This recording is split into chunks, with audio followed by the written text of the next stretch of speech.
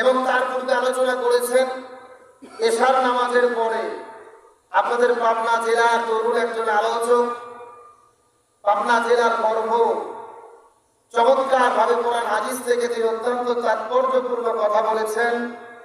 আমার একান্ত কাছের স্নেহভাজন ছোট ভাই হযরত মাওলানা মোহাম্মদ পারভেজ হোসাইন দীর্ঘক্ষণ তিনি এশার নামাজ পড়া আলোচনা করেছেন। আপনাদের কেমন লেগেছে? তরুণ এবং ছোট্ট মানুষ হিসেবে অত্যন্ত চমৎকার কথা বলেছেন।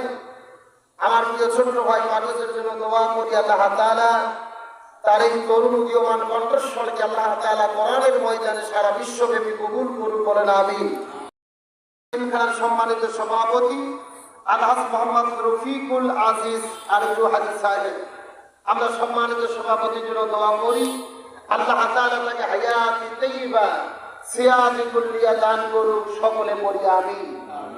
আজকের মাহফিলের সম্মানিত প্রধান অতিথি, আপনাদের এলাকার আপনাদের আসনের জাতীয় সংসদ সদস্য জননেতা জনাব আলহাজ মোহাম্মদ মকবুল হোসেন এমপি মহোদয়, আমরা প্রধান অতিথির জন্য দোয়া করি, আল্লাহ তাআলা তাকে দ্বীনের জন্য ইসলামের জন্য কবুল করুন, সকলে পড়ি আমিন।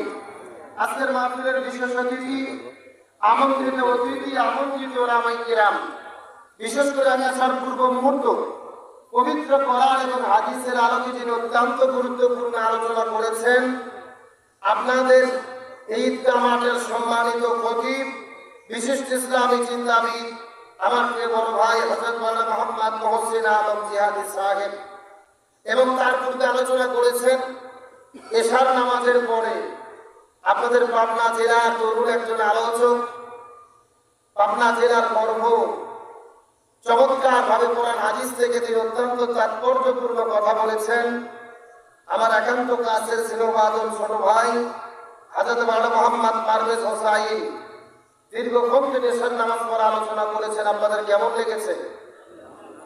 তরুণ এবং ছোট্ট মানুষ হিসেবে অত্যন্ত চমৎকার কথা বলেছেন। আমার প্রিয় ছোট্ট ভাই পারভেজের জন্য দোয়া করি, আল্লাহ তাআলা তার এই তরুণ উদীয়মান কণ্ঠস্বরকে আল্লাহ তাআলা কোরআনের ময়দানে সারা বিশ্বব্যাপী কবুল করুন, বলেন আমিন। আলোচনা করেছেন আমার প্রিয় ভাই মাওলানা জহুরুল ইসলাম, মঞ্চ উপস্থিত বিভিন্ন শ্রদ্ধাভাজন ব্যক্তিবর্গ, আমার সামনে উপস্থিত দিনদার পরহেজগার ইমানদার মুত্তাকি ভাইরা, পর্দা